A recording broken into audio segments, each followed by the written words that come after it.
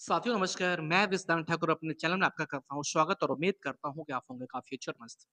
साथियों, ये class 10th का जो चैप्टर है आपका द्विघात समीकरण में, इसमें पूछता है आपसे कभी-कभी कि मूलों की प्रकृति बताइए। तो कैसे करेंगे, मूलों की प्रकृति कैसे फाइंड आउट करते हैं और बोलता है कि अगर मूलों की प्रकृति कैसे बताइए, अगर मूल इसके अस्तित्व में है, तो हमको इसके इनके मूल को फाइंड आउट करना होता है। क्वेश्चन हमारा ये दे रखा है, ठीक है? तो इस टाइप के सवाल में हमको जनरली देखना होता है, एक फॉर्मूला आता है आपका स्त्रिधराचार्य। श्रीधराचार्य फॉर्मूला होता है और श्रीधराचार्य फॉर्मूले पे हम इसके मूल को निकालते हैं। फॉर्मूला होता है minus B plus minus under root B square minus 4ac upon 2a। ये आपका होता है श्रीधराचार्य फॉर्मूला। और इस श्रीधराचार्य फॉर्मूले की वजह से या मतलब इनके फॉर्मूले की सहायता से जो हम क्या करते हैं, अगर इस टाइप का आपका कोई द्विघात समीकरण दे रखा होता है जिसका सामान्यतः हम सामान्य तरीके से उसका समीकरण को उसके मूल को फाइंड आउट नहीं कर सकते हैं, तो ये यूज करके हम करते हैं। चलिए सबसे पहले देखेंगे कि इसके मूल जो है अस्तित्व में है, तो उसके लिए आपको फाइंड करना होता है विविक्तकर। विविक्तकर विविक्तकर इसको डी से डिनोट करते हैं और जो डी की वैल्यू होती है क्या होती है, वी स्क्वायर माइनस का 4ac।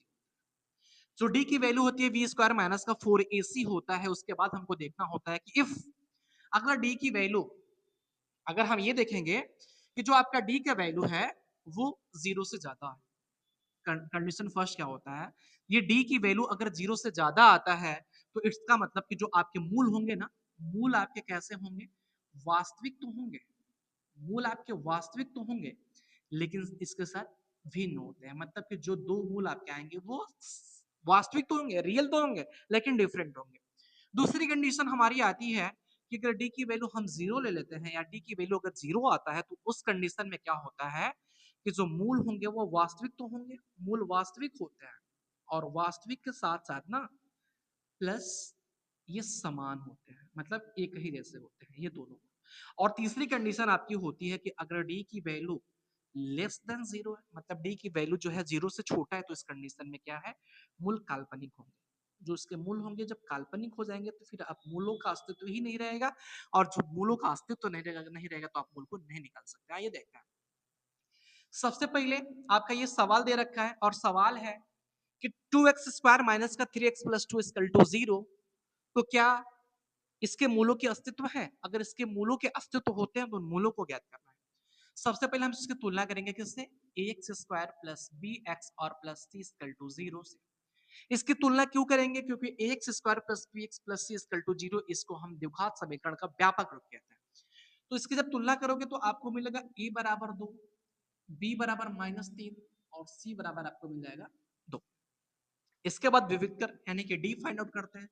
जब डी फाइंड आउट करते हैं तो डी बराबर बी स्क्वायर माइनस का 4ac होता है। यानी कि बी की वैल्यू क्या है, -3 का स्क्वायर है और 4 गुणते ए की वैल्यू हम क्या लेंगे, 2 लेंगे और सी जो है आपका 2 हो जाएगा। ये हो जाएगा क्या, 2 का -3 का स्क्वायर 9 होता है और प्लस 4 दूना के 8 और 8 दूना के क्या होगा 16।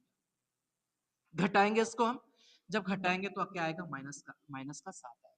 माइनस का 7 आने के कंडीशन में कह रहा है ये माइनस का 7 ही आएगा आपका, ठीक है। तो माइनस आने का कंडीशन ये कहता है कि इसकी जो वैल्यू है जीरो से छोटा है, यानी कि जो डी है डी की वैल्यू जीरो से छोटा है, तो इसके जो मूल होंगे वो क्या होंगे, काल्पनिक होंगे। इसके जो मूल होंगे वो क्या होंगे, इसके जो मूल है सर वो होंगे आपके काल्पनिक। जैसा मैं दूसरा क्वेश्चन लेता हूं, दूसरा क्वेश्चन आपके किताब में दे रखा है, एनसीईआरटी में ही दे रखा है, 2x square minus 6x plus 3। मैं दूसरा सवाल लेता हूँ, 2x के स्क्वायर माइनस 6x और प्लस 3 इक्वल टू 0। इसको बताना है कि क्या इसके जो मूल है वो इस मूल के जो है अस्तित्व में है। अगर इसके मूल अस्तित्व में है तो इसके मूल क्या होंगे ये बताना है। इसके भी वही करेंगे, इसकी तुलना करेंगे X square plus B x और प्लस सी इक्वल टू 0 से इसकी तुलना करेंगे। जब इसकी तुलना कर लेंगे हम तो क्या होगा, ए बराबर आपको 2 मिलेगा, बी बराबर आपको -6 और सी बराबर आपको मिल जाएगा 3। उसके बाद विविध कर डी की वैल्यू फाइंड करेंगे, बी स्क्वायर माइनस का 4ac लिखेंगे। बी स्क्वायर की वैल्यू 6 का स्क्वायर होता है, 4 गुणते एक का मान 2 और गुणते सी का मान 3, 6 छह के 36 होता है, 4 दूना के 8 और 8 तरीके 24 होगा। घटाओगे तो कितना आएगा आपका, ये आ जाएगा और 12 नहीं आएगा, ये आपका आएगा 8। क्या आएगा ये 8, सॉरी 12 ही आएगा, 12।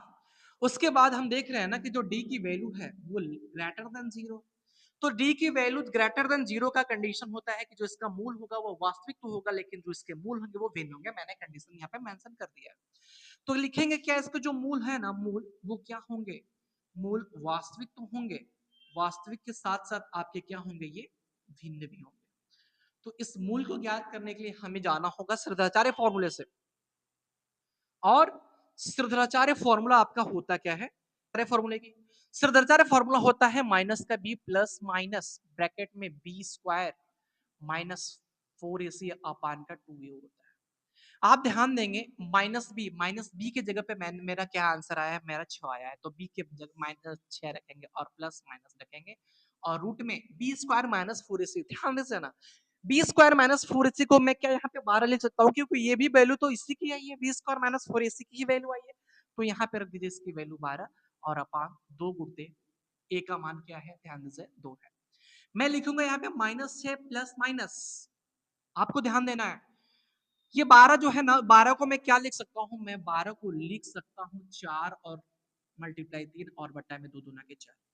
ये माइनस 6 प्लस माइनस ये बाहर आ जाएगा, हो जाएगा 2√3 और अपान 4 हो जाएगा। अच्छा, इस दोनों में से कुछ आपको कॉमन दिख रहा है क्या, हाँ दोनों में से आपको कॉमन दिख रहा है, और कॉमन क्या है आपका, कॉमन है माइनस। दो कॉमन कर लीजिए, सिर्फ दो कॉमन कर लीजिए, तो क्या आ जाएगा, ये माइनस का 3 आ जाएगा, प्लस माइनस रूट में 3 आ जाएगा और अपान हो जाएगा क्या 4। इससे इसको कैंसिल करेंगे, 2 बार कैंसिल होगा। मैंने बताया था ना इसके दो मूल होंगे, इसके दो मूल, दो मूल। अच्छा, दो मूल क्यों लेते हैं, आप ध्यान देंगे ना यहाँ पे प्लस माइनस लगा होता है, ये दोनों मूल के लिए होता है। तो पहले मूल के लिए, फर्स्ट मूल के लिए क्या करते हैं हम, -3 प्लस करणी में 3 और बट्टा में 2 ले लीजिए। ये आपका पहला मूल हो गया, ये वाला प्लस वाला लेते हैं और कॉमा कर लीजिए। दूसरे मूल में क्या करोगे, -3 और माइनस करनी में 3 और बट्टा में क्या करोगे, 2 करोगे। ये आपके दो मूल आएंगे और फर्स्ट एंड सेकेंड मूल आपके हो जाएंगे। और ये जो दोनों मूल होंगे आपके वो डिफरेंट होंगे। आपने क्या पढ़ा है, वास्तविक तो होंगे इसके मूल, वास्तविक तो होंगे लेकिन ये डिफरेंट होंगे। तो इस टाइप हम लगाते हैं सवाल। अगर आपसे मूलों की प्रकृति पूछती है कि मूलों की प्रकृति बताइए कि ये कैसे होंगे, इसको